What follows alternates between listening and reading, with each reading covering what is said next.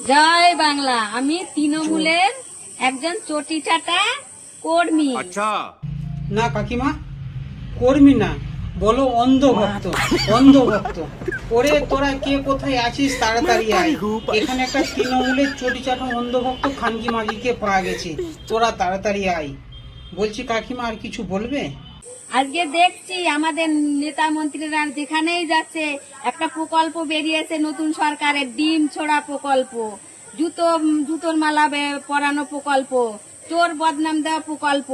তাই এরা আর কি করবে? এই সরকার আর ভালো প্রকল্প কি করবে? এরকম প্রকল্প করেই ভেসে থাকতে হবে। ও, তোমার জুতোর মালা আর পচা ডিমের সার্ভিস লাগবে, তাই তো? এক মিনিট ওয়েট করো। বলছি কাকিমারা, তোমরা পচা ডিম কিনেছো? আমরা কি পচা ডিমটা কিনেছি? আমরা পচা ডিম কিনেছি।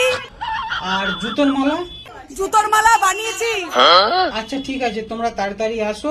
এখানে একটা তৃণমূলের চটি চাটা অন্ধভক্ত খানকি মাগিকে পচা ডিমের সার্ভিস দিতে হবে, তোমরা তাড়াতাড়ি আসো। আসো। বলছি কাকিমা, ওরা আসছে না, ওরা আসছে। এই যে তুমি সবসময় কাকিমা কোথায় কোথায় জয় বাংলা করছো, বলছি তোমার ওই টিএমসি পার্টিটা পশ্চিমবাংলায় আর আছে তো? নেই। এই যে সবসময় কোথায় কোথায় দাঁড়িয়ে দাঁড়িয়ে বলো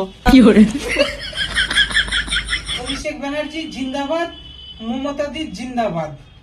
বলছি কাকিমা, তোমার এই মমতা ব্যানার্জি 15 বছর ক্ষমতায় থাকাতে জানো কি 800 কোটি টাকা ঋণ পশ্চিমবাংলায় চাপিয়ে দিয়েছে বিজেপির ঘাড়ে। বলছি কাকিমা, যদি চা ছাঁকনে করে ছাঁকা যায় না, তোমার কাছ থেকে মনে হয় 2 কোটি আর 1 কোটি, মোট 300 কোটি তোর কাছ থেকে পাওয়া যাবে।